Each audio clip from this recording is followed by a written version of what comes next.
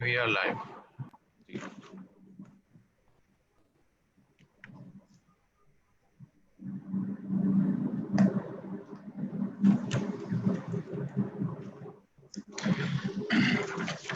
Bismillahirrahmanirrahim. Alhamdulillahi Rabbil Alameen. Ar-Rahmanir-Rahim. Maliki Yawmiddin. Iyyaka na'budu wa iyyaka nasta'in. Ihdinas siratal mustaqima. Siratal lazina an'amta alayhim ghayril maghdubi alayhim waladdallin. Ameen. Assalamu alaikum. I'm Muhammad Ali Saif Shima, Chairman CPD Committee Lahore FNRC, and on behalf of committee, I welcome you all in today's session. Today's session is about post-pandemic challenges to Islamic financial institutions and impact of FAS-30. As you know, that there is a visible disruption in economic activities because of this pandemic, and all business segments are trying to deal with that situation. And the situation is likely to have an impact on the recovery of financing by IFIs and conventional banking too. To discuss on this topic, we have invited prominent speakers and panelists. Let me extend my welcome to Mr. Umar Mustafa Ansari Saab. Ansari Saab is the fellow member of ICAP and is serving as Secretary General of Accounting and Auditing Organization for Islamic Financial Institutions. He also served in different committees and task forces of ICAP, SPP, SECP. He is also a writer of many books on Islamic finance, and he contributed several articles in various newspapers and journals, and is also a regular trainer and speaker. Ansari Saab, welcome to the session. I also welcome our esteemed panelist, Mr. Haroon Tabrez. He's a fellow member of ICAP and currently serving as Chairperson Accounting and Law in IBA Karachi. Haroon Saab, welcome to the session. Our panelists also include Mr. Mubashir Naveed Saab. Mubashir Naveed Saab is fellow member of ICAP and currently serving as Head of Finance in Allied Bank Limited, Islamic Banking. Panel discussion would be moderated by Mr. Muhammad Tayyib Raza, who is fellow member of ICAP and currently serving as Head of Finance, Al Yusr Islamic Banking, Oman Arab Bank. So welcome to the session. Today's session would be chaired by Honorable Vice President ICAP, Mr. Rana Muhammad Usman Saab. To formally start the session, I request Chairman NRC, Mr. Rafkat Hussain Saab. Rafkat Saab, please, over to you. Thank you, Ali. Bismillahirrahmanirrahim. Honorable Session Chair, Vice President ICAP, Rana Muhammad Usman, distinguished keynote speaker and panelist, able moderator, my colleagues at NRC, worthy members, ladies and gentlemen, Assalamu alaikum and very good afternoon. On behalf of NRC, it is my privilege and pleasure to welcome all of you in this important webinar. Ladies and gentlemen, COVID-19 pandemic has caused a profound effect on how the society lives and works. Apart from various social implications, the pandemic has a significant impact on world economy. This is a unique situation. Every day we learn more and accordingly adapt our strategies. Coming to today's webinar, to sustain the financial sector, jurisdictions around the globe provided financial stimulus, regulatory relief, and waivers to the most affected sections of the society. The high uncertainty has led businesses, regulators, investors, and customers raising complex questions. Islamic financial institutions are different from conventional financial institutions in many aspects, especially that they have multiple stakeholders who share the profit or loss of the institution. The uncertainty is more challenging for Islamic financial institutions as they must ensure just and equitable treatments, which also need to be in line with the applicable Sharia principles and rules. To deal with certain pertinent accounting and financial reporting issues emerged due to outbreak of pandemic, AAB also issued various statements to provide clarifications for implementation of relevant financial accounting standards. To deliberate the challenges of practical application of FAS-30 during these difficult times, and to understand the key differences between FAS-30 and IFRS 9 from theoretical as well as practical perspective. We have organized this important webinar, which I am sure will be very beneficial for our practicing members and Islamic banking professionals. We have invited very eminent speaker and panelists for this session, and I am sure we are going to have a great session ahead. With this, I would like to thank our distinguished keynote speaker, panelists, moderator, and our session chair for taking time out of their very busy schedule and joining the webinar. Thank you very much. Thank you very much, Rafkat Saab. Thank you very much. So it's a time for first keynote about post-pandemic challenges to Islamic financial institutions and impact of FAS-30. I invite Mr. Umar Mustafa Ansari Saab. Ansari Saab, over to you. Thank you, Brother Lisa, and thank you, everybody. Thanks to the NRC for inviting me for this important event, and Brother Tayyab for coordinating all these things and being here as moderator today. With your permission, I'll share the screen now for the presentation. I hope it is clear to everybody. We have invited prominent speakers and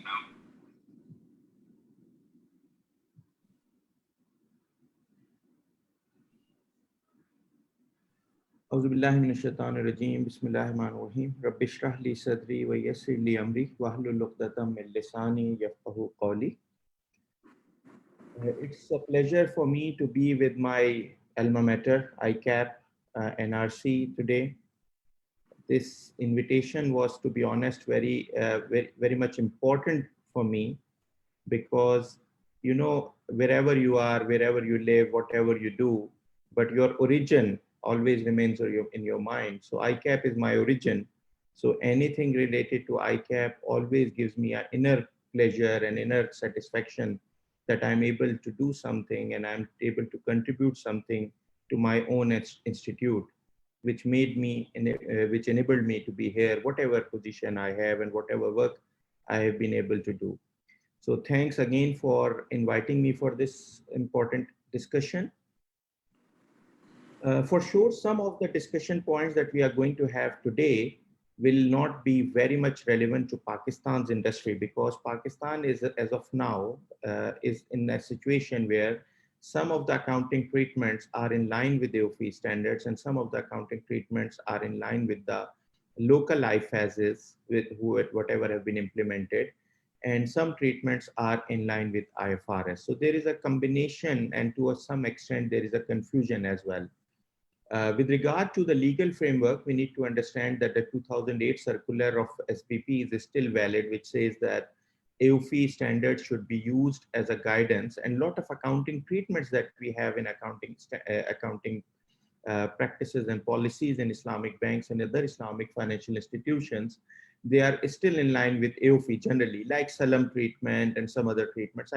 We can go on detail for that, but that's not the subject for today's discussion.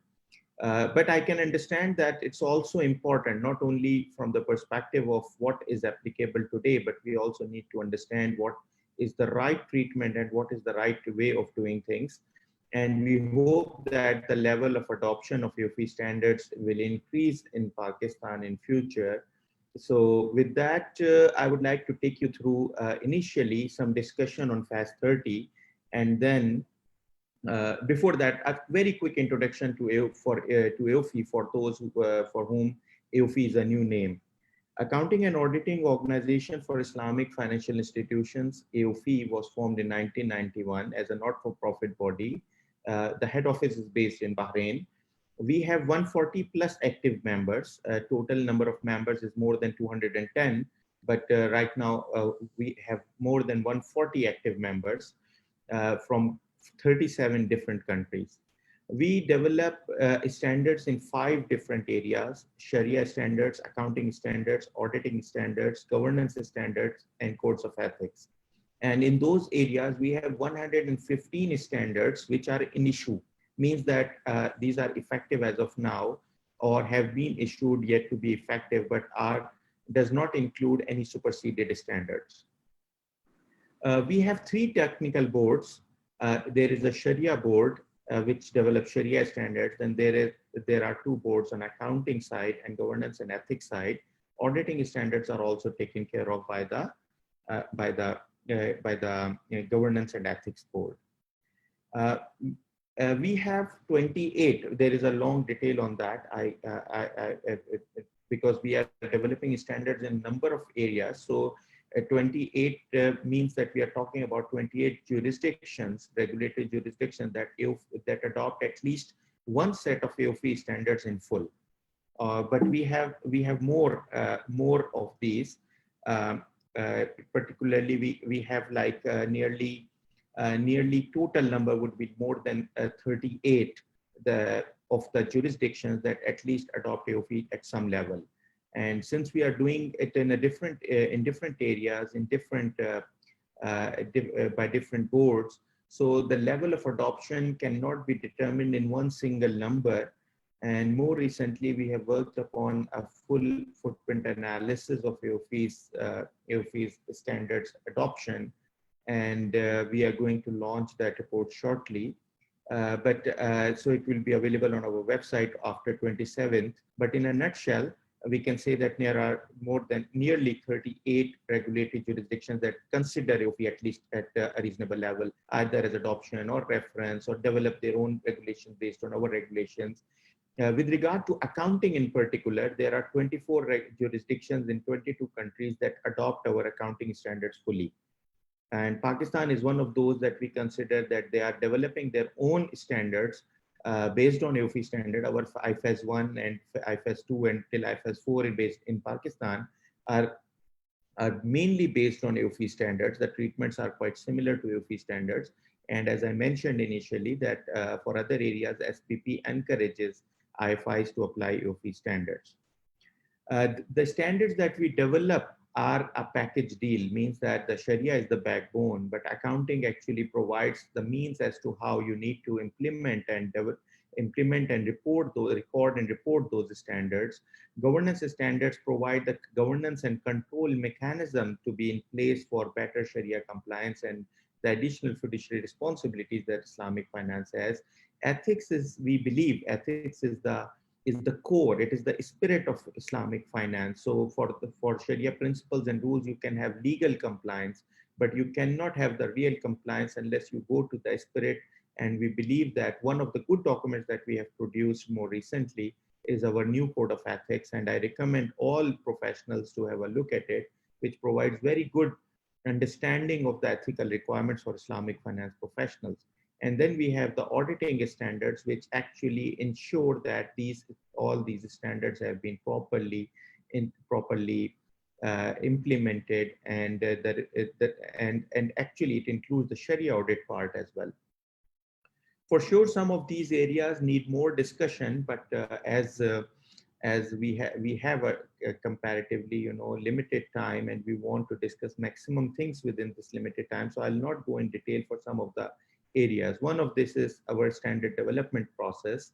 I have shared the presentation with the organizers, so the presentation will be shared with all the participants after the event, inshallah. So I will, whatever areas I'm not discussing in detail are still there in the presentation, and I can be contacted for any further clarification whenever you want. One of the areas that is very important and which we are proud of is that our standard development process is in line with good practices. We have more recently benchmarked it with international other standard setting bodies as well. And Alhamdulillah, the process that we have is already very robust. And we would like to say that we even benchmark with the best practices, and we feel the process is good enough, although we are in a process of further improving it by introducing one more process for the public interest part. So considering these things, we need to understand that the standards that we are developing as of now, particularly now I will be coming to the accounting part, that these are comparable to the global best practices. These are comparable to the global standards. With regard to particularly on the accounting side, there is a lot of debate with regard to whether or not accounting is necessary or not. And I believe that before we go to the subject matter for today, we need to understand a little bit on this part, that what are our arguments, why we consider that Islamic finance accounting needs to be separate and needs to be distinguished from the conventional accounting, and in what areas. So very quickly, I'll go through some of the arguments which are in favor of that we don't need separate accounting standards for Islamic finance, and maybe IFRS or other generally accepted accounting principles are sufficient for that. For example, one of the most important argument that we normally listen to is that accounting is neutral. It just reflects the business fact. And accounting is secular. It does not have any religion. And these are the arguments coming from the accountant side. And there are two arguments that are coming from some of the Islamic finance expert side, who believe particularly, you can see that Malaysia is following IFRS, and there are some other countries as well. So they normally have these argument as well, that in dealings all is permissible unless specifically impermissible. So generally accounting can be accepted as per general conventional norms.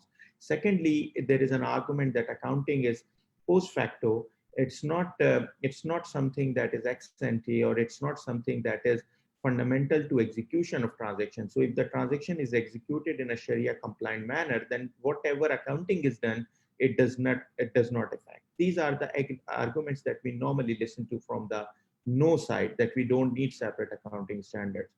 However, we need to understand that on the IFIs front, we have gone through long debates, long discussions, and more recently, we published a book as well. My co-author, Brother Harun, is also sitting today with us here. That is IFRS and Sharia-based reporting. In this book, we have identified the reasons and rationales as to why IFRS are not suited to reflect the Islamic finance accounting in a number of manners. So, so whoever is interested in having more discussion in this topic can have a free to read access to this book on IOFI website. Quickly, I will go through the yes argument that as to why we consider that there is a need for Islamic finance accounting standards to be separate from the conventional ones. The first one is to address the specific information needs. Some of the information need, including the nature of transaction, including the permissibility of the transaction, including the requirements related to those depositors who have invested money on a profit and loss sharing, not only as a creditor. So all these information needs need to be addressed. Secondly, what is the real true and fair view of the transaction? Because the accounting has to reflect the business facts. And if the business facts are driven by Sharia requirements, then to what extent and in what manner these should be reflected, particularly what is a true sale, what is the timing of recognition of revenue, etc. Then it is about keeping the proper transaction trail, recording the things in the right manner. Unless you record the things in the right manner, in the right sequence, there is a big Sharia non-compliance risk that lot of transactions may be considered invalid from Sharia perspective if the right sequencing and the right transaction approach is not followed. And the same cannot be ensured unless you record the transaction in the right manner. One very important argument that we normally discuss with even those brothers who are non-Muslims, that it is about the risk profile of the transaction, that what risk the transaction is carrying. A conventional transaction may be carrying only a credit risk, while in Islamic finance transaction at different stages of transaction, you are subject to operational, market, credit, unsecured credit, and a lot of different risks. So these transaction profiles, the risk profiles of these transactions is different from the conventional part. Another important argument is that whatever timing of recognition of revenue is there, what is the time of transfer of risk and reward is there, these triggering points actually ensure that you distribute the right profit to all your right profits and losses to your stakeholders. So this is also very important.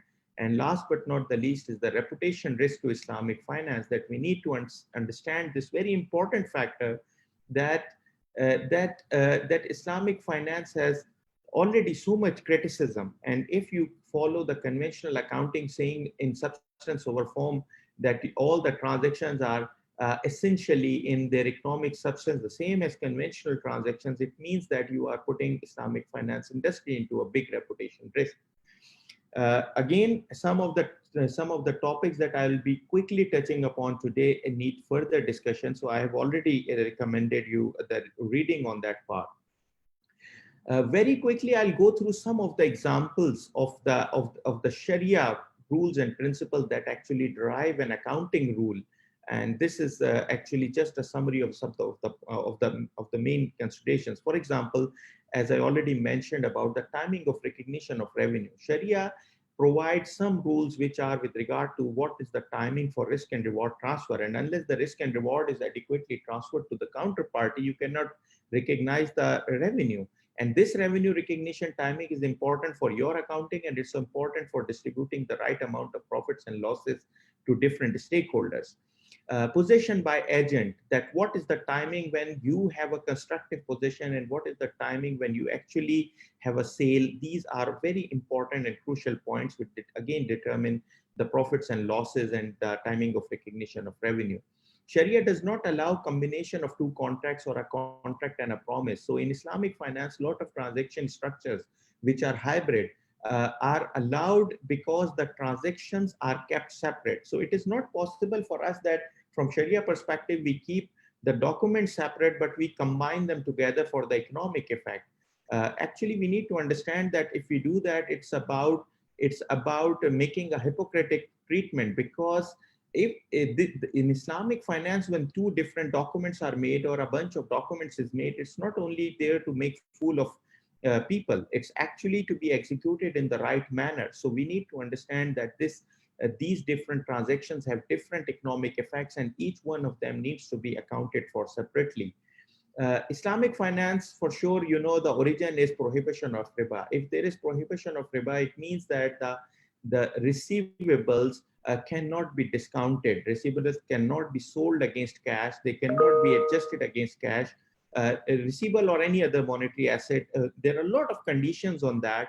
So the main issue that the main result that comes out of it is that a lot of transactions, particularly whenever there is a monetary asset or financial asset, that cannot be discounted. So that discounting prohibition is very important. We have time value of economic resources versus time value of money. So we need to understand that wherever the economic resources are involved, there can be discounting effects. But whenever it's a monetary asset, it can never be discounted. Again, as I mentioned, this is a selected list of some of the important issues. One of them is very important, that is quasi-equity concept. That when Islamic finance obtains profit and loss sharing deposits, as we call in Pakistan, or globally what we call URIA, unrestricted investment accounts, or PSIA, profit sharing investment accounts, they actually have characteristics different from the conventional deposits, because the profit or the principal both are never guaranteed. So if you cannot have a guarantee, then and if they are actually having a residual interest in the net asset of the underlying pool of assets, so it means that their characteristics are different, essentially different from those of a liability, although they have a put option, and because of this put option, their characteristic is not similar to the common equity as well. So AOFI recommends, as in Pakistan, in Pakistan we call it redeemable capital in our existing IFAS is what have been issued, but here we call it quasi-equity, which means that this amount is actually having more characteristics of a liability of equity, but having some characteristics of a liability. That's why it is kept separate. And this drives so many different accounting treatments, which are different from the conventional ones. I'll skip this slide for now, but we need to come for, now we'll come directly for IFRS 9. When IFRS 9 came, and before that IS-39 was there were a lot of different aspects in that. Particularly when we considered that we need to update our standards and consider whatever has been brought in by IFRS 9, there were different areas of IFRS 9. So one was with regard to recognition and measurement of financial instruments, and our argument is that all our transactions are not financial instruments. They may have financial instruments at different stages, but at times they reflect the genuine asset. At times they reflect actually a share in the proportionate assets. At times it reflects the partnership in a transaction or in a venture. So considering all of it, we have different accounting standards which actually consider accounting for each product or the similar product separately. So we have standards on murabaha, ijara, we have standards on salam, istasna, all those products. We have generally have individual standards on that. So the recognition and measurement part is considered there. With regard to sukuk and other similar instruments, our recognition standard was FAS-25, which has been now improved to FAS-33 in line with some of the requirements of IFRS 9. Then there is impairment and credit losses requirement, for which we earlier had our FAS-11. Now we have FAS-30 for that. And for the reserves part, we have FAS-35. So this is one of the major projects that we completed in last several years. Then we have on the derivatives on hedge accounting, we have a standard which is just shortly being issued on Wad, Khiyar and Tahabut, that is promises, options and hedging. So this standard is also being issued against IFRS 9. It will be covering that part of IFRS 9 and IAS 39, which is related to that. And then presentation of disclosure requirements of IFRS 9 and 32, we are revising our FAS 1, that is general presentation and disclosure in the financial statements of IFIs. We are covering most of these disclosure requirements there. So IFRS 9, you know, is a comprehensive standard and covers a lot of aspects of financial instruments. So we have divided that, as I mentioned, in multiple projects. And today we are talking about FAS-30, which is comparable to the impairment and credit losses requirements of IFRS 9. I'm sure there must be a lot of questions coming to your mind. So for sure, we will be having a discussion on those points. There were some very important issues with regard to Sharia compliance, and these issues, some of that I mentioned, that some of them actually drive the accounting rules from AOFI perspective as well. So what were the key issues that we considered while we were working on that? So first is real risk and reward and true nature presentation. The second is compatibility with other FASs, product-based standards rather than class of transaction-based approach. The third was time value of money versus time value of economic resources, so avoidance of interest and other aspects, including indirect interest or similarity. Another part is reporting of then, which, according to Sharia, whatever is established receivable or payable is called a then. So reporting of then and reporting of tangible assets at the back end is one of the key concerns. Then reporting of correct values of assets and amounts of profits for the purpose of Sharia. Derivatives in most forms are not acceptable by Sharia. There are very limited forms of derivatives that are acceptable. So we developed our Wad, Khiyar and Tahabut standard for that. Exposure draft was issued last year, but now we are going to issue it shortly, the final standard. And what and to what amount can be attributed to different stakeholders, and particularly with regard to provisions. Some of the provisions may be related to shareholders, and some of the provisions should be attributed to the investment account holders or the PLS depositors. So this is again one of an important aspect, because IFRS 9 particularly does not have this consideration. And with regard to, then we have this thing with regard to the reserves and provision, that all the things that were put in are not provisions. Earlier, we had our standard number of FAS-11, which covered the provisions as well as reserves. So the forward-looking approach, this is something very important to see, that forward-looking approach, which is brought in by IFRS 9, actually AOFI had it in its standards for last maybe 15 plus years. In form of FAS-11, we already had the reserve requirement, although it was not a mandatory requirement, but it was a recommended requirement that IFIs should have a profit equalization reserve and investment risk reserve. And investment risk reserve, if you see, has the forward-looking approach. So this forward-looking approach, but we have kept it separate from provision, because provision becomes a liability, and we had kept it as a reserve because other generally accepted accounting principles were not accepting it as a reserve until the time IFRS 9 brought in the new concept of forward-looking approach for the purpose of provisions. Unless you all understand that IAS 39 and all other impairment and other standards in the past had the as of situation, not the forward-looking situation. Now I'll just touch upon very quickly that there are a few things which are at amortized cost, there are a few things at cost, there are other equity exposures as well.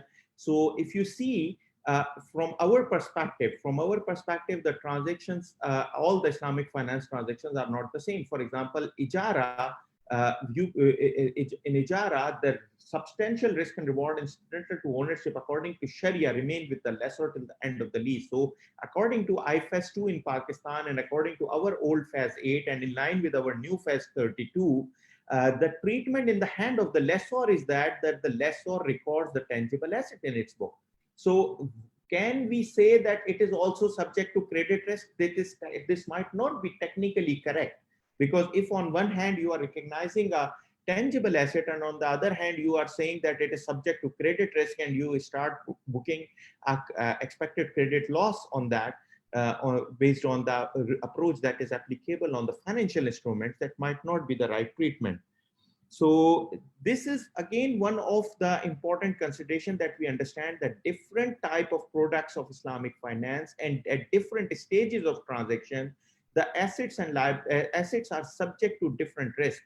For example, in Murabaha, initially we give our advance, which is a unsecured credit risk. This is given to the supplier. Then the goods arrive and we record a inventory, and which is subject to operational risk,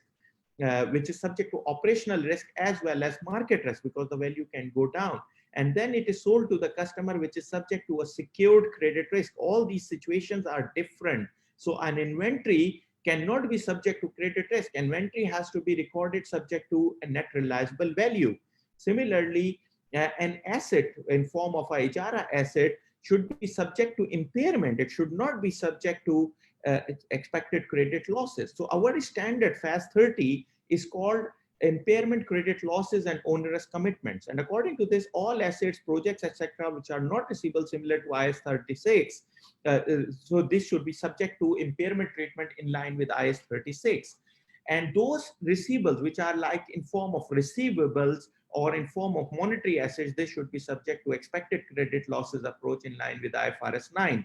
And and there are some promises in Islamic finance as well. Like for example, in Ijara, although we have an asset in our books, but at the same time we may have a promise as well. So the promises, if the promises result in if they result in a onerous condition, that is there is a risk that you end up paying you end up in cash flows or economic resources going out of your entity. So in those situations, you need to consider the onerous commitments. So this standard actually comes up with those requirements with regard to impairment, credit losses, and onerous commitments.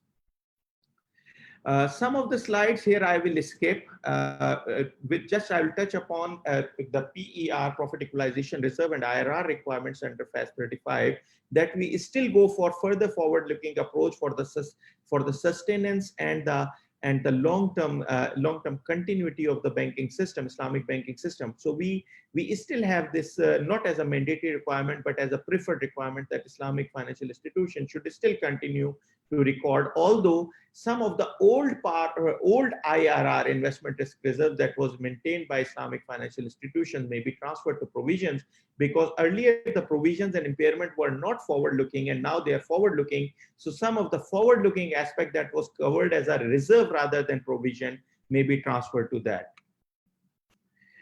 Now I would like to touch upon the COVID-19 impacts, particularly with regard to some of the very crucial issues, and the most important and the most crucial issue was with regard to the payment moratoriums and deferments, which were allowed by different governments and regulators as a part of stimulus packages for the customers, for the revival and continuity of the economic system during this pandemic crisis. So we have come up with different situations. Again, there is not a single answer to that. In IFRS 9, you can have a single answer that whenever you have a deferment, it may be considered, if the impact is significantly material, it can result in re-recognition and then a recognition again of the new asset or liability. While in our case, while if it is not that much material, then you need to take a day one loss. And that day one loss has to be taken to the income statement, because you will be discounting the remaining cash flows according to the original implicit rate in the transaction. So it will result in a day one loss. However, from Islamic finance perspective, we cannot, number one, discount the receivables. That is one issue. Second issue is that all our impacts are not related to shareholders. Some of the impacts are actually passed on to the investment account holders or the PLS depositors. So the treatment that AOFI has brought in with regard to this one, considering all the Sharia requirements, all the practical considerations, and considering existing standards. One of the important part we would say is that we tested our standards in these times, our accounting, governance, Sharia standards in these times for their resilience as to whether they are good enough to be resilient in these difficult times, like whenever new issues are coming in, whether our standards were robust enough to provide answers to those issues. And alhamdulillah, we consider that our standards were good enough. So this statement is actually providing clarification and interpretation of the existing standards, and it's not coming up with a new set of standard, or it's not issuing the new requirements. So it's not a standard, it's actually a statement. We considered for the receivables part, you need to recognize the loss that will be there according to, so the remaining deferred profits that you have will be amortized over the remaining period of transaction. So the effect of that day one loss as per conventional will be passed on to different stakeholders over a period of time till the maturity of the transaction. So this, we believe, is the right treatment and the better treatment. And obviously, this topic is, I would say that this topic alone is worthy of a 3 hours discussion. And actually, we had more than those. We had multiple discussions, including a market interaction session as well before we finally issued. With regard to Ijara, the situation is different because the Ijara asset is already in your books and it is being depreciated. So what will happen that actually the revenue recognition in Ijara transactions will go over a period of time. And if the pricing is also affected, then that will be taken into consideration. So we have two conclusions on that part. And if the pricing is not affected, then at least over the revenue will be recognized over a period of time, over the remaining period of time or the extended period of time. And the depreciation also will be charged over the extended period because the useful economic life of the asset for the entity has also increased as a result of that. So these are the considerations, except for one situation where that Ijara tenure is not increased, only a deferment is allowed. So in that situation, we do not allow depreciation to be extended further. Then there are these conclusions are related to that, and this presentation will be shared with you, and the statement is available on our website already. With regard to other payment moratoriums, because most of the other transactions, including Mudarba and Musharka, etc., have their own considerations, and the standards already cover those situations. So we said that it should be done in line with the relevant FAS. For sure, we have come up with some additional disclosure requirements. We have recommended there should be additional risk-related disclosures and disclosures related to these moratoriums, etc. So these need to be handled. There is another situation where there is a settlement in line with the execution of a new transaction. Again, here we have some difference from the conventional IFRS 9 because the derecognition criteria for them is different. So in the first situation where you have a moratorium, we are not derecognizing, we are not giving the option of derecognition according to our existing standard. But if there is a new transaction against a past transaction settlement, so the past transaction has to be settled in line with the requirements of the earlier standard, and the new transaction is to be recorded as a new transaction in line with the new standard. It can be, for example, a Murabaha settled and a new Murabaha issued, or it can be a Murabaha settled and a diminishing Musharka issued. So both of these will be considered in line with settlement of the first transaction and issuance of and the recording of a new transaction in line with the relevant FAS. So the early settlement, if there is a loss situation in early settlement, that has to be recognized in the settlement of the first transaction. Government grants and subsidies, including the rate benefits, etc., should be, we do not have a separate government grants standard. So we have suggested the treatment more or less in line with existing IFRS requirements. There are, in some countries, there were regulatory loans to the IFIs, either interest-free loans or zero return repos, Both from conventional standpoint may be considered as the same transaction, but from our perspective, both of them are to be considered separately. Qard Hasan transactions, and that is interest-free loan transactions, are not to be discounted. From the conventional standpoint, you need to discount them and you need to record them initially at fair value, then you have to unwind the discount. However, from accounting perspective, as per AOFI standards, we do not have a discounting option for the monetary assets. So this transaction will not be discounted. Then with regard to zero return repos, a Sharia compliant repo is a sale transaction, true sale transaction at one end and a promise on the other end. So it cannot be combined together like a conventional repo transaction, which is considered to be a collateralized lending rather than a sale transaction. So we consider that first sale has to be an absolute sale and it has to be recorded as an absolute sale. And with any profit or loss, if there is a margin, that there can be a loss situation on that as well. And then there is a promise to purchase, and which will be recorded in line with the relevant standards once the transaction is actually consummated, when the promise is converted into a purchase. With regard to expected credit losses, we allowed that that merely a payment moratorium by the government is not equivalent to increase in credit risk. Merely that, but you need to reassess other situations of the customer, and if other situations of the customer are okay, then in that situation, you are not going to increase the credit risk or transfer from stage 1 to stage 2 or stage 2 to stage 3, only by mere number of days extended because of the moratorium. So we provided that exception in that area. And with regard to impairment of asset, we considered some of the specific requirements.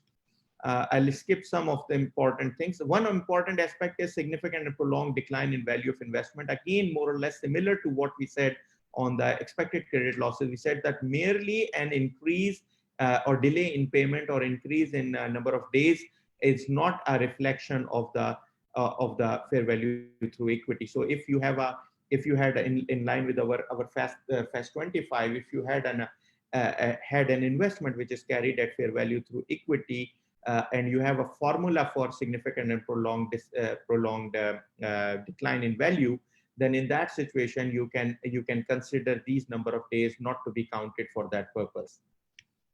So with that, I would like to conclude on this part of the presentation, and we'll just quickly take you through the governance board challenges that we considered on the governance side of Islamic financial institutions. This I want to cover very quickly because I believe that this is one of the important messages that has been communicated from AOFI to the Islamic finance industry and to the practitioners.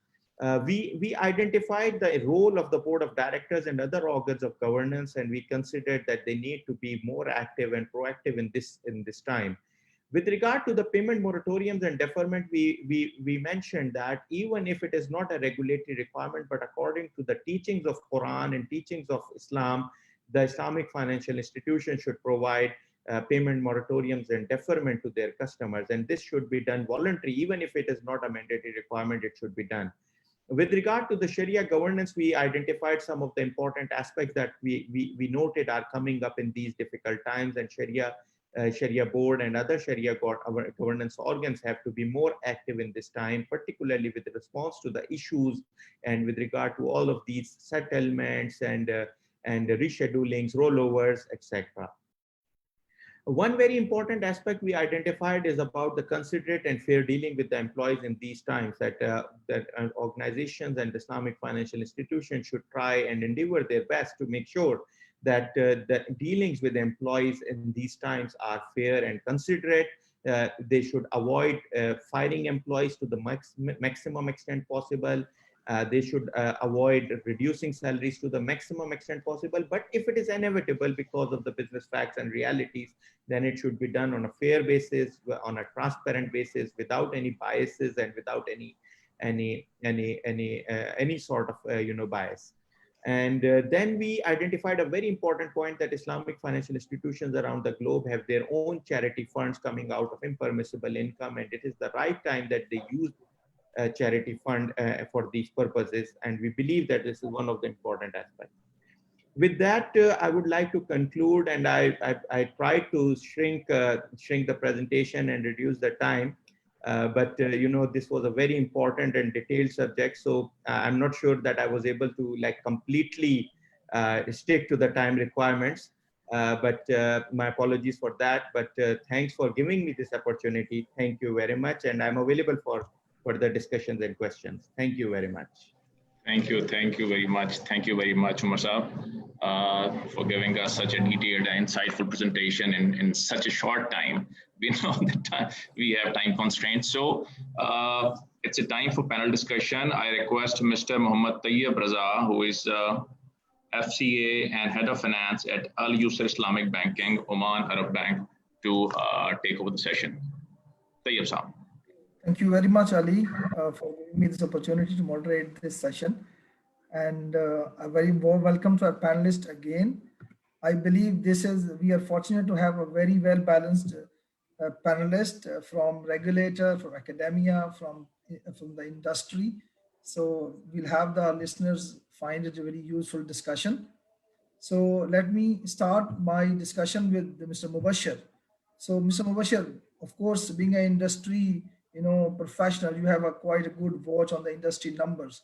So could you please enlighten us that how the Islamic financial institutions performed in Pakistan compared to the conventional banks in this pandemic time? So how good are the numbers actually as a comparative if we see?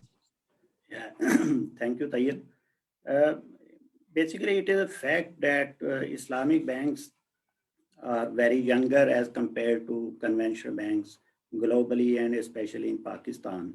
So if we see the business side of the Islamic banks and conventional banks, Islamic banks after outbreak of this COVID-19 have continued to gain the market share in overall banking industry. If we see the numbers of first half year here in Pakistan, the growth in advances and deposits of Islamic financial institutions have gone up comparing with overall banking industry share. So we can say that Islamic banking industry has captured additional market share during this period of pandemic. Another reason that's why Islamic financial institutions are better placed than conventional banking institutions, I think, is the structure of the transactions of the Islamic banking institution. The assets of the Islamic banking institutions are more secure and more, the nature of the transaction is such that securitization is better than of conventional banking. But if we see the overall operational side of the Islamic banking and conventional banking, I think conventional banking have advantage here in operational side because they are Islamic banks are relatively newer in the market. They have conventional banks have very strong infrastructure. In situation like this pandemic, customer want to have these solutions on their mobiles and laptops. They don't want to go to the branches of the banks to execute their transactions and fulfill their needs. So conventional banks had very strong infrastructure, and Islamic banks, being the smaller part of this industry, they had relatively weaker infrastructure. Islamic financial institutions need to digitalize their products and services so that customer can have solution of their product for their needs on their mobile phones, on their laptops. This is the area I think Islamic financial institutions need to invest more, need to work more to digitalize their products to make themselves compatible with the conventional banking institutions. Thank you very much, Mubashir, for this insight. And before I move to Mr. Harun Tabriz, the second question for you. See, there is a gap. Pakistan is now implementing FAS-9 and FAS-30 now. But if you see, currently the regime of provisioning is very rigid as per the SPP guidelines. So when we move to IFRS 9 or FAS-30, it gives a subjective assessment. So every bank will have an own rating, own loss given default parameters, own probability of default things. So that will be a quite subjective matter. So in this regard, I have two questions for you. What does State Bank of Pakistan allowed that this model, IFRS 9 or FAS-30 model, need to be assessed by the auditors in a given period of time? And secondly, what, based on your gap analysis, you see how much it will be different, the ECL requirements, how much will be it will be different than the existing SBP provisioning requirements? How much the gap you can see in these areas? Basically, the existing model of provisioning as per the prudential regulations of the State Bank of Pakistan, it is on the basis of, you can say, incurred loss approach.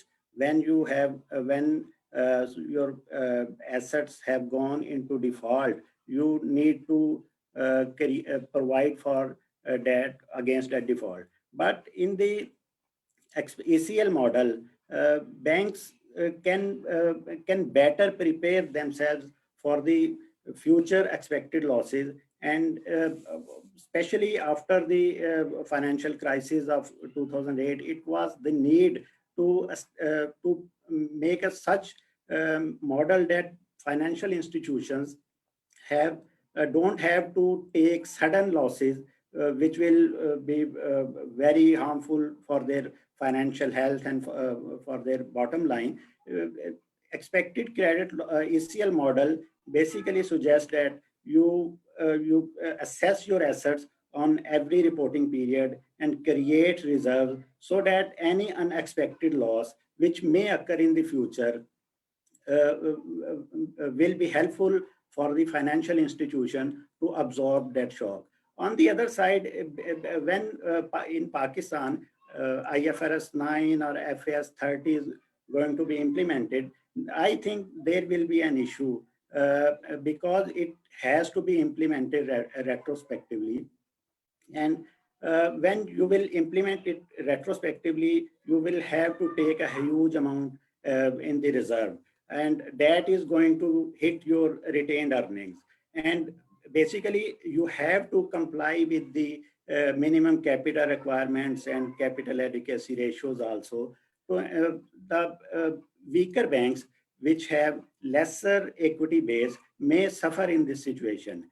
The banks which are already on the borderline to meet their capital adequacy ratios and the other capital requirements will be in difficulty to meet these CAR, leverage ratio, or other capital requirements. So smaller banks with lesser equity will have to, maybe they will require additional injection of capital to maintain their capital requirements as per regulatory or other Basel requirements. Okay, thank you very much, Bashir, for your insight. Taking advantage of Umar Bhai's presentation, I'd like to move to Mr. Haroon. Mr. Haroon, as Umar Bhai mentioned, a very huge difference between IFRS 9 and FAS-30 is that FAS-30 divides assets into three categories: the investments, the receivables, and the other investments. So on this one, it suggests three different methodologies for this one. Could you please little bit enlighten our audience on these three approaches which FAS-30 has taken compared to IFRS 9? Yes, IFRS 9 is a considerably larger standard, covers financial assets, liabilities, impairments, hedging, etc., etc. FAS-30 is only about impairments and credit losses. We don't have hedging incorporated in FAS-30. We would be issuing a new VAD and FIAR standard, just like Brother Umar said earlier, maybe by end of this year. That would cover the hedging part. Now, coming to the impairments, the normal impairment standard in IFRS is IS 36, but the financial assets are now part of FAS-30, and we use this a similar approach, which is in line with IS 36. That is the recoverable amount, value in use, or the fair value less cost to sell for these assets. The second part is that for inventories, we would be using the net realizable value just like IS2 does, because inventory is covered in IS2. And in relating to the financial liabilities or the receivables, FAS-30 uses the concept of expected credit losses, as you just have discussed earlier also, which would have two different classifications. One which is over the life of the expected credit loss, and the second is over the next 12 months, and it depends on the kind of risk that you estimate for them. And similar to IFRS 9, you would be classifying this into three different stages: stage 1, stage 2, and stage 3, which depends on how much delay is there in the contract.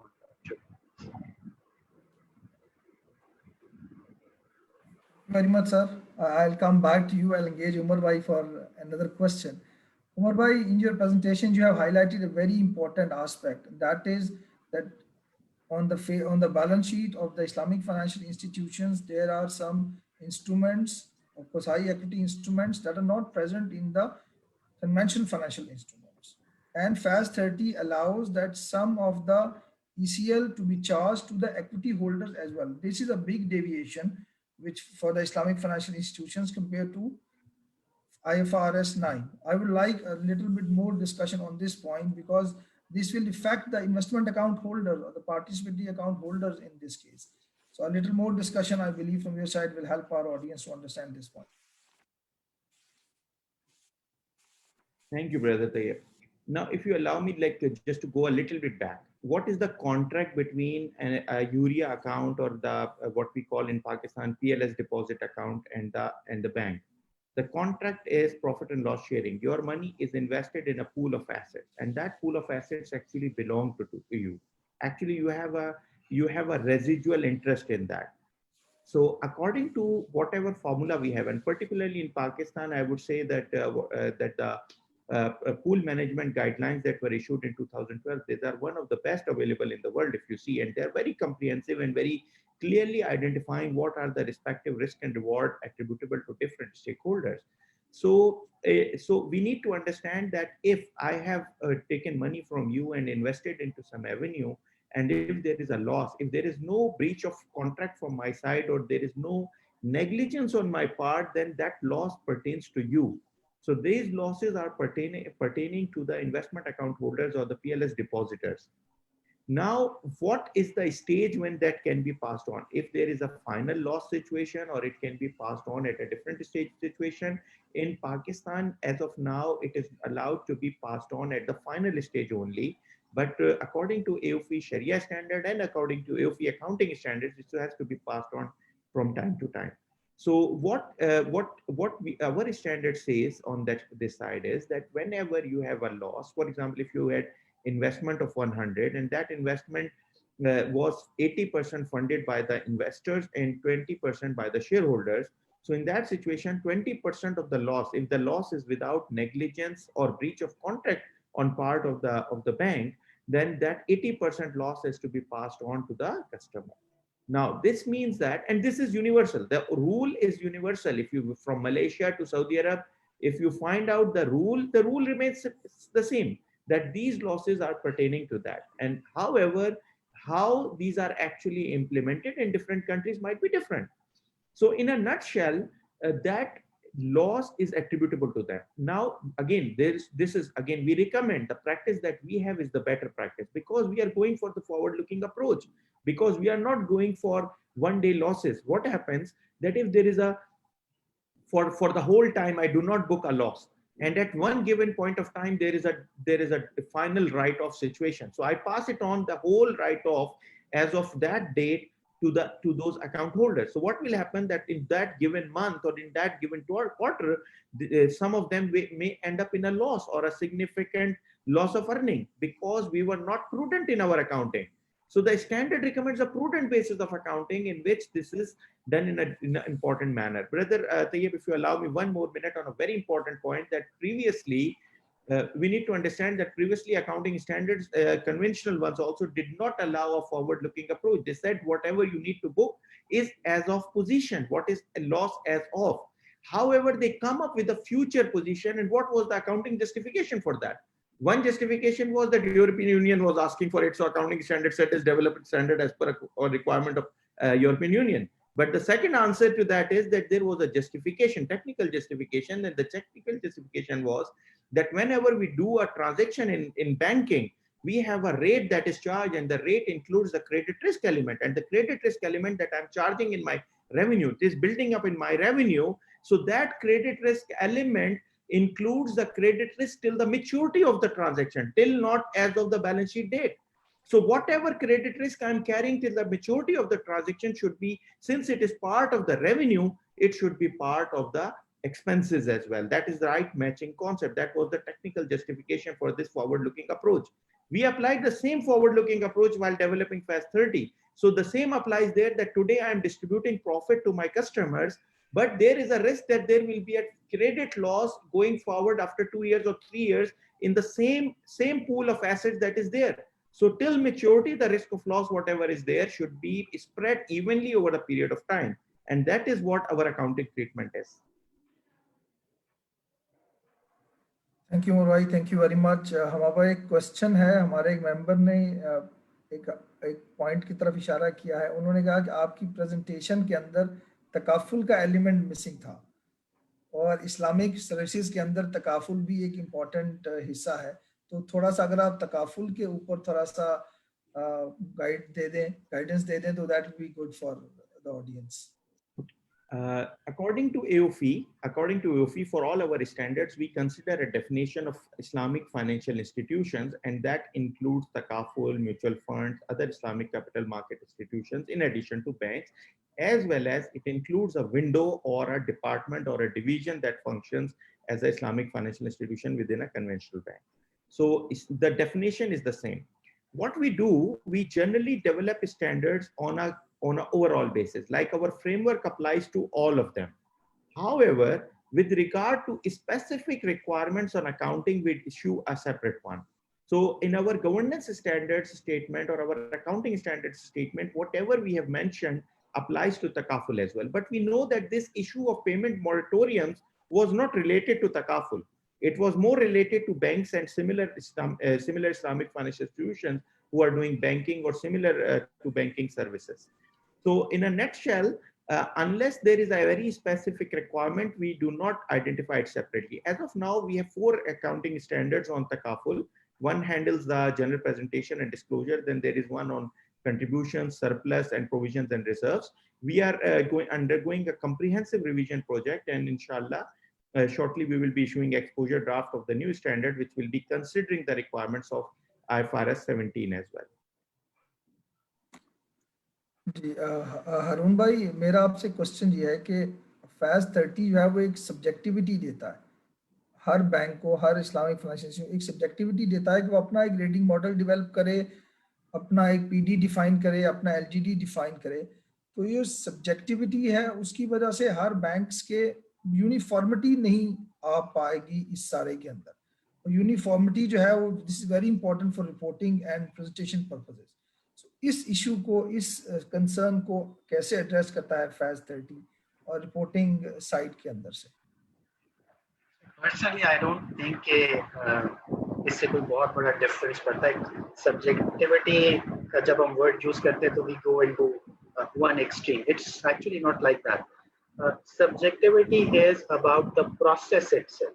That how would you determine it? For example, the current situation in Pakistan is that if there is a delay of 30 days, I will not go and find out expected credit losses for the future. There is a fixed amount that I will record as a loss. यहाँ पे कोई subjectivity नहीं है. एक objective amount हमने loss के अंदर record करें। नाउ जो आपका क्वेश्चन है, एक मॉडल अगर एक बैंक इस्तेमाल कर रहा है तो दूसरा बैंक उससे कोई बहुत डिफरेंट मॉडल यूज नहीं कर रहा। Certain variables would be there, and we would calculate the amount of loss based on those variables. अब वो वेरिएबल्स कौन से हैं, ये तो मॉडल ऑलमोस्ट दुनिया में एक ही तरह के होते हैं। अगर हम पाकिस्तान में भी आज मॉडल लेना चाहेंगे तो हम बाहर किसी एक अच्छी ऑर्गेनाइजेशन का मॉडल उसको बेंचमार्क बनाकर और फॉलो करना शुरू कर। So personally I do not think कि इसमें कोई इतना बड़ा वेरिएशन आ जाएगा। यस, वेरिएबल्स की वजह से थोड़ा सा डिफरेंस हो सकता है, otherwise. Brother Tayyab, if you allow me to add just one sentence to that, in IFRS 9, if you see the number of days for the staging transfer are not given in the body text, they are given in the guidelines. But in our FAS-30, the staging requirement has been put, like a number of days for staging requirement has been put as a rebuttable presumption. कि ये rebuttable presumption है, but the number of days requirement is there. So this is actually reducing that subjectivity to a significant level. Because you cannot just put, okay, मेरे अगर पूरा साल नहीं होता मैं कुछ नहीं करूँगा. The number of days requirement is there, and there has to be a rebuttable, like you must have a strong rebuttal to that, if you don't want to follow that requirement. And brother Tayyab, अब इस point से मैं एक question Umar भाई के लिए भी raise करता हूँ. You forgot to discuss the equitable distribution, which is very important in Islamic context. क्योंकि इसकी वजह से लॉसेस रिकॉग्नाइज करने में थोड़ा सा डिफरेंस क्रिएट हो जाता है फ्रॉम द कन्वेंशनल बैंक्स। तो इक्विटेबल डिस्ट्रीब्यूशन को भी जरा थोड़ा सा डिस्क्राइब कीजिए। Okay, with your permission, Brother Tayyab, actually equitable distribution need to be seen from different parties' perspective. Some people will say that, okay, it's not equitable because you are booking a future loss today. But you need to understand at the same time that it might not be justified to put hold of the loss at one day when actually you go into write-off.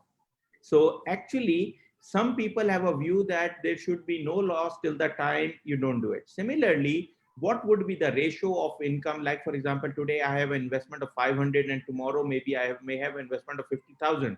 So today I'm taking less loss, and future I was supposed to be take a major loss. For that, we have a Sharia requirement as well. We have a constructive liquidation option. Constructive liquidation means that whenever we do profit distribution for Islamic financial institution on a monthly, quarterly basis, our contract with the customer says that this is considered to a constructive liquidation where we settle off the amounts and we start the new ones. So actually, this also takes into consideration some of that point, because the person going out or the person putting in further investment are all aware, according to the contractual requirements, that they are taking that risk. But again, this equitable distribution will always be having a subjective mentality attached to that, because there is no one single solution for that. And we believe that based on the Sharia principles and based on the regulatory requirements that we have seen generally, whatever we propose is more or less as close as possible to the equitable distribution as we could think of. Thank you, Arun Bhai, for answering this question. This was actually the part of that question which that part I missed. So I would like to now come back to Mr. Mubashir. So Mr. Mubashir, you rightly mentioned that the difference of the calculation of ECL between FAS-30 or IFRS 9 and as per the norms of Central Bank, State Bank of Pakistan, they will be going to the hitting to the equity and retained earnings. What we would also like to enlighten our participant, what would be the impact on the income statement? Because now the income statement for the period will be directly linked to the ECL calculation.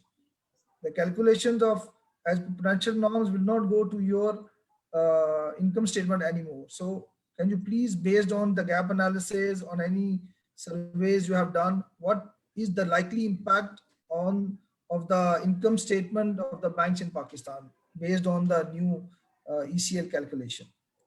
Yeah, basically when we will implement IFRS 9 or FAS 30, On the date of implementation, the amount of charge on assets will be transferred to will be adjusted to in the retained earnings. That will not impact the PNL of the institution for that time.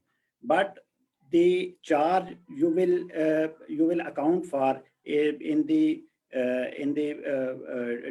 period which is concerned. The additional amount which will be taken as a charge, that will hit your PNL, and that will directly adjusted in the income statement of that institution. So opening balance, on the date of implementation, the amount of charge that will be derived will be adjusted in retained earnings, and the charge which relates to, for that period will be adjusted in the income statement of that institution. So if suppose in 2021 this standard is implemented, the charge that pertains to the outstanding exposure on 1st January or 31st December 2020 will be adjusted in retained earnings, and the additional charge that will be derived during the on the basis of 31st December 2021, the difference between charge amount of 2020 and 21 will be taken into the income statement. That additional amount will directly hit the bottom line of the financial institution. This is very correct. What I'm trying to I want one comment here with your permission. I know that it's not good to interfere, but it's a very important discussion that we had our board level, and I think that it's very important to share. Actually, the banks will end up earning more. How they will end up earning more? Let me explain. Number one, whatever total losses are going to be there over a period of time, they will be equal. Because the provisioning is actually a timing effect. The total number of losses over a period of, for example, 100 years will be the same. Let's take an example of 100 years. It will be the same. But what is happening in the countries where IFRS 9 is being implemented, that every bank across the board is increasing the premium on risk. So the pricing is increasing because we have to take more capital, we have to put in more capital, we have to put in more provisions. So the pricing is increasing across the board. The risk premium has increased. So if you were charging risk premium of 1%, you are charging now a risk premium of 1.25 or 1.3. Now, assuming that over a period of 100 years, the total losses remain the same, what will happen? Eventually, you end up earning more. So actually, it's not the bank who are going to be affected by IFRS 9.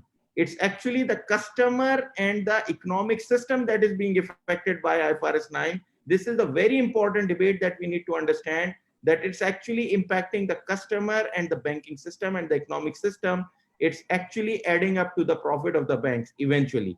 And this is like a very important debate, that when any country adopts IFRS 9 or adopts FAS-30, they need to understand this aspect. Yes, all right. Thank you very much. Actually, this is the point.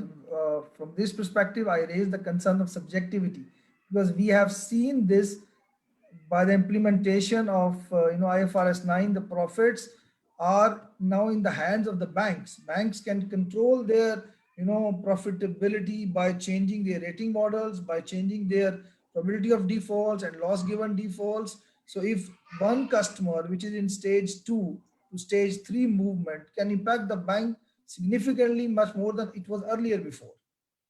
So that staging requirement is very important.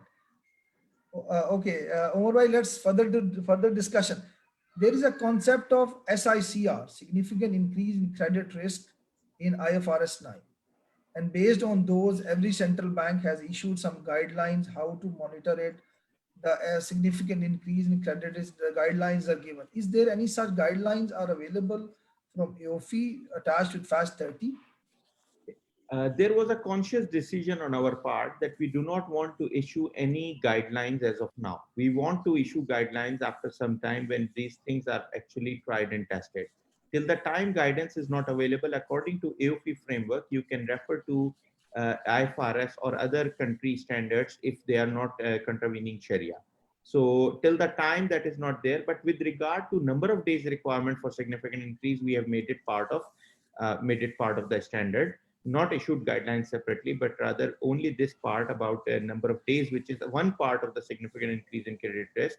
We have included it in part in the standard because we considered it very fundamental to consider, subjectivity to be curbed on that part.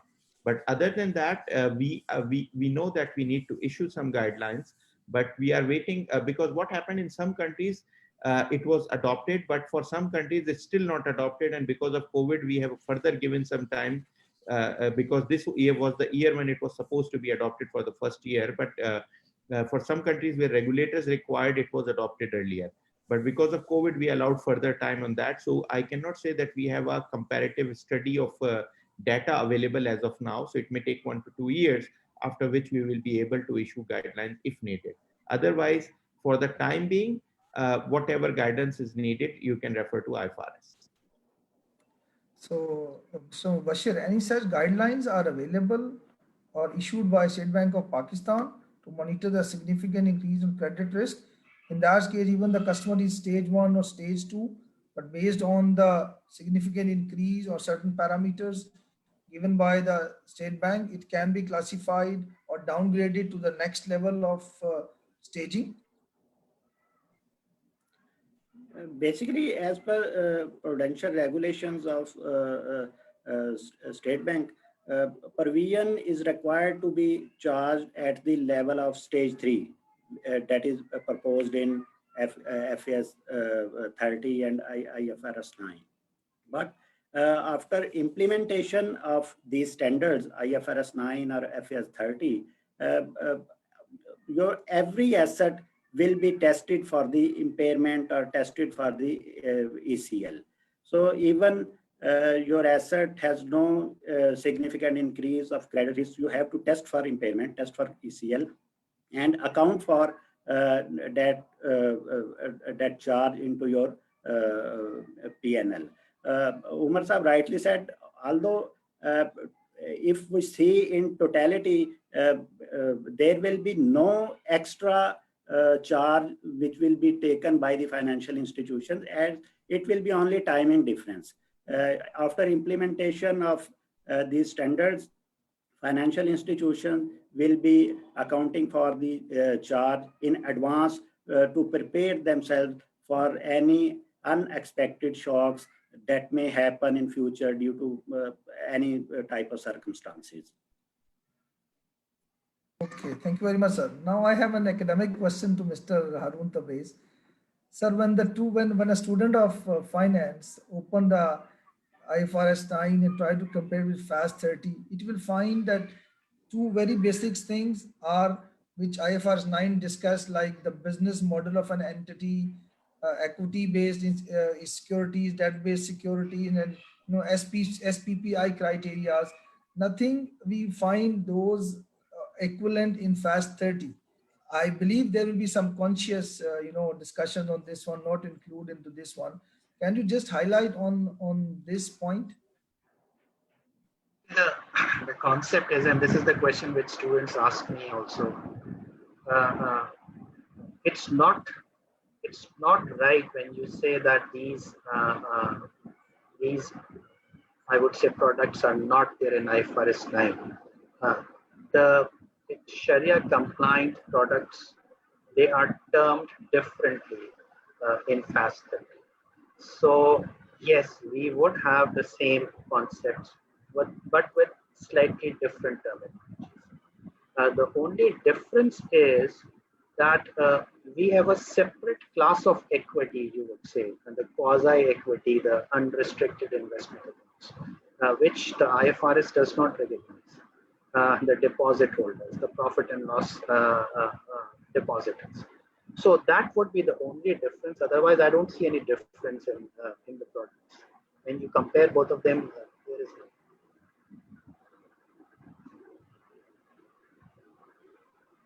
no. Tayyib, you are mute. Yes, I have a question for Mr. Mubashir, and I believe this might be the last question because the allocated time given to the panel discussion is over. So Mr. Mubashir, one of our members is asking that, he is saying that I will read the question. Would you agree with me that although infrastructure for Islamic banking is small as compared to conventional banking, as you mentioned, but Islamic banking and takaful are the ultimate economic future globally, as these are mushroom growing as the financial risk are mitigated? Let me quote here that in post-pandemic, top 4 EFU sales performance in whole Pakistan is takaful coverage as compared to the EFU life insurance. So he's trying to say that Islamic banking is growing more rapidly, not in the financial, in the banking as well as takaful. So despite, as you mentioned, they have some challenge on the digital front, but they are growing on the rapid pace. Yeah, Islamic banking is continuously capturing its market share. Obviously, it is being captured from the conventional banking financial institutions. If you see the historical numbers, even as I said, if you see first 6 months numbers of this year after outbreak of Corona, Islamic banking financial institutions have further strengthened themselves into the market in terms of deposits, in terms of advances, in terms of branch network. But in totality, as market share of the Islamic financial institutions is relatively lower than conventional banking institution. I was trying to say that on the operational side, Islamic financial institutions need to invest more, need to work more to digitalize their products, to provide. They must try to know what customer want, what are the needs of the customer. And conventional banking institutions are working from hundreds of years, and they have strong infrastructure, they have innovative products, they have more digital solutions, and Islamic banks are also providing such type of facilities, services, and digital products. But I want to say the infrastructure of Islamic banks is inferior than the infrastructure of the conventional bank. And they need to focus more on this side to improve their infrastructure, to digitalize their products, to provide solution to the customers on their doorstep, on their mobile phones, on their laptops, because now customer don't want to go to the branch and stand in the queues for payment of his utility bills. He just want to have a solution on his mobile or laptop. He's sitting at the home and paying all of his utility expenses and managing all of other needs. So Islamic financial institutions need more focus, more investments, and more effort to bring themselves compatible with the conventional banking institutions. Thank you very much, Mubashir, and thank you very much all the panelists. Here we conclude the panel discussion, and my sincere gratitude to all the panelists, all the organizers, NRC, and thank you for giving us this opportunity to share our thoughts. And back to you, Ali. Thank you very much, Tayyab. Thank you for such a detailed panel discussion. Now it's a time for session chairman's address, and I request Rana Muhammad Usman Khan Saab, Vice President ICAP, for his address. Rana Saab, over to you, sir.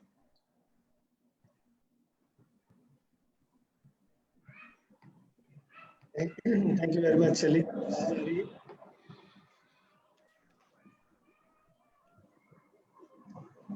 बिस्मिल्लाहिर्रहमानिर्रहीम। अली आवाज पहुंच रही है आप तक? Sir बिल्कुल आ रही है। Okay, thank you. Thank you very much. Bismillahirrahmanirrahim. Valued presenter Umar Mustafa. Although I joined late, but whatever presentation I attended, it was excellent. Mashallah, good work. And panelists, I attended all discussion. Very interactive and very effective discussion. Tayyab, Mubashir, Harun, good work. And organizers, chairman, member, NRC, ladies and gentlemen, Assalamu alaikum. First of all, I think I must congratulate NRC for identifying such an informative topic of current importance from both perspectives, actually. Definitely one perspective is the current situation, which is the COVID-19 and post-COVID-19 situation. Of course, whatever is going on, whatever are the impacts of post-COVID activities on Islamic financing products. So definitely this is the time to learn about it, know about it, and be ready for the future. And the second aspect, I think, which is more important to me, is the Islamic financing products overall, which of course, as Mubashir has also said, is growing, making more market share, capturing more market share as compared to conventional banking, of course. एक stage पे लगता था कि शायद जिस तरह एक inferior product हम कोई बेच रहे हैं without any pride, और लोग ऑब्जेक्शन करते थे कि जी ये तो सेम प्रोडक्ट है, कन्वेंशनल बैंकिंग डिफरेंट नाम से बेचती है और इस्लामिक बैंकिंग इसको डिफरेंट नाम से बेचती है. But now I think the people have started realizing that this is a different product with different spirit, with different intention, objective, of course, objective of cooperation, supporting each other. Definitely the objective is not to extract as much from the borrower, but considering the equality. I mean, if you are putting, let's say, some financing or investment or capital into it, then somebody who is putting efforts into it, so there has to be some equality and some equilibrium of distribution of profits and earnings of the venture. So this spirit basically is now becoming, let's say, a good knowledge to the customers, and people are now attracted towards it, and Islamic products are now capturing more market share. But again, दोनों sides हैं. One is the business side, the other side is the accountant side. Definitely, fee जो है, they are keeping developing different standards so that जो Islamic business हो रहा है, financing हो रही है, products let's say marketing चल रही है, we accountant should be able to capture all those transactions and record it and present it in a way that it should be informative, it should meet all requirements of true and fair presentation. But I think जैसे जैसे market grow करेगी, जैसे जैसे आपका market size grow करेगा, और standards की development की ज़रूरत पड़ेगी, और guidelines की ज़रूरत पड़ेगी. And FI जो है, I think is doing good job, great job, and they'll continue doing it. लेकिन इसकी दूसरी guideline they are developing, I think it's more needed to disseminate all that. जिस तरह अभी तो हमने FAS-30 उठाया और let's say post COVID के context में एक topic लिया और उस पे 1 घंटे का session कर लिया, but I feel more sessions are required on Islamic standards itself actually, ताकि जो लोग इस area में हैं, काम कर रहे हैं, हमारे accountants या bankers even for that matter, तो एक general understanding create करने के लिए, एक general knowledge create करने के लिए, and make them more efficient in applying those standards. I think more sessions are required. और उसमें definitely NRC, SRC, ICAP, we all are available. ये platforms इसीलिए हैं, and we will encourage Umar Sahab if you can develop, let's say, different sessions on that. तो हम उसकी एक series type announce कर सकते हैं. और जिस तरह भी technology ने हम सबको help किया है, I think no need to get together in person, so we can stay wherever we are and we can disseminate that knowledge and technology. So I think the more is needed for that skill development or skill set, क्योंकि जितना proficiency आएगी, skill set develop होगा, तो शायद लोगों का और inclination बढ़ेगा to adopt these products and apply these products. तो एक तो ये side important है. कोविड पे मैं मतलब थोड़ा सा लाइटर नोट पे, क्योंकि बात बड़ी संजीदगी से चल रही है पिछले 1.5 घंटे से. पोस्ट कोविड बहुत सारी चीजें, अभी आजकल हम दोस्तों से मिलते हैं तो I really saw a few very strange things. Like एक हमारे बड़े सीनियर हैं, उनसे मेरी अगले दिन मुलाकात हुई, वो क्लब में एक्सरसाइज के लिए आए हुए थे. तो मैंने कहा सर आपने वेट बड़ा कम कर लिया है. तो वो कहते हैं Covid has really benefited me, और मैंने 15 kg वेट कम किया है, क्योंकि बाहर का खाना नहीं खा रहे, घर का खाना खा रहे. तो थोड़ा बहुत एक्सरसाइज रेगुलर कर ली है, टाइम बहुत था, तो आई गॉट फिट. और मुझे अब मेरे बेटे छेड़ते हैं, मैं उनके बेल्ट यूज करता हूँ, उनके ट्राउजर पहन लेता हूँ. तो I mean, this is on a lighter note. और इसी तरह एक और मेरे दोस्त मिले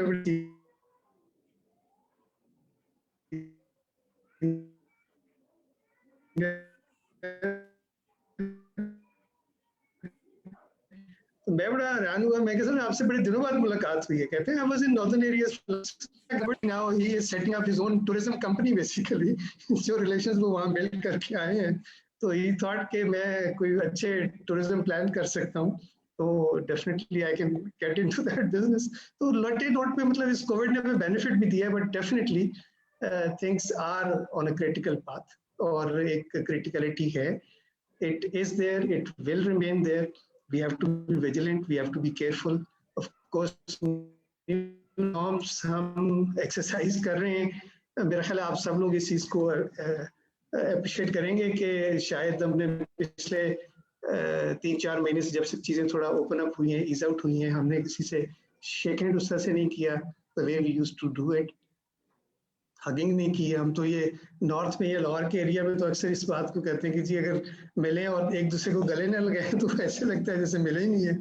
तो आप उस एनवायरनमेंट में आप ग्रो अप हुए हो और आप 4 महीने से लोगों से मिल रहे हैं, but you not even shaking hands. तो ये डिफरेंट नॉर्म्स हैं लाइफ के. आई थिंक ये कोविड का एक पोस्ट कोविड सिचुएशंस होंगी, but still things are I think on a critical part. We need to be careful.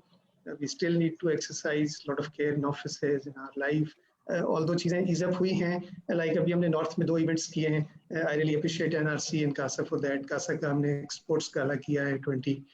Lot of people I mean participated in that. And अल्हम्दुलिल्लाह कोई adversity लेके लोग नहीं निकले वहाँ से. SAP की ट्रेनिंग अभी हुई है.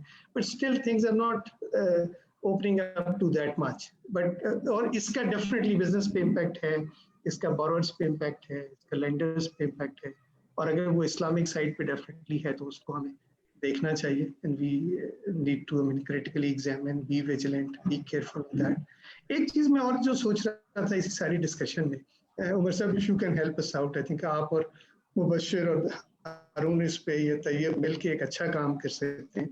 IFRS 9 पे इवन बड़े क्वेश्चंस हैं. मैं बहुत सारे क्लाइंट्स पे जब उसको अप्लाई करता हूँ तो वो क्लाइंट मुझे कहते हैं कि सर ये मेरा पिछले 10 साल से क्लाइंट है, कस्टमर है, और इसकी आप जो इसका क्लोजिंग बैलेंस देख रहे हैं ये इसी तरह से चलता है. ये तो 3 महीने 4 महीने 5 महीने मेरे साथ मेरे दबा के रखता है, लेकिन बैड डेट नहीं है, इसने बैड नहीं होना. लेकिन ECL कहती है कि नहीं, आप उसका ट्रेंड देखें और उसकी प्रोविजन डलवा दें. अब हम प्रोविजन डलवा देते हैं, वो प्रोविजन एक पीरियड में डलती है, अगले में रिवर्स हो जाती है. तो ये इस तरह की कुछ चीजें IFRS 9 में जो डाली हुई हैं, तो उसको थोड़ा अगर हम लेट्स से FAS-30 के साथ कंपेयर करके कोई कंपैरेटिव स्टडी कर सकें. और कंपैरेटिव स्टडी में अगेन एक तो रिक्वायरमेंट्स है one side, the other side is the impact के रिसीवेबल पे इम्पैक्ट क्या है, क्या परसेंटेज है जो नॉन परफॉर्मिंग में जारी है, ECL में जारी है in FAS-30 and IFRS 9. So which standard is impacting adversely to the banks or to the balance sheets जहाँ पे receivables stand करते हैं without any change in the fundamentals. Like economy तो वही है, customers वही हैं, business उनके वही हैं, performance almost वही है. So with that उसमें आपके numbers में क्या change आता है. So this could be another area to look at. और अगर उस पर कोई comparative study करके हम session कर सकें, so I think that again will be very useful session. I've taken a lot of your time. मैं वैसे चाह नहीं रहा था कि इतनी technical discussion और debate में जाऊं, but looking at your presentation and panel discussion, I got these ideas and I thought that I should be sharing with you.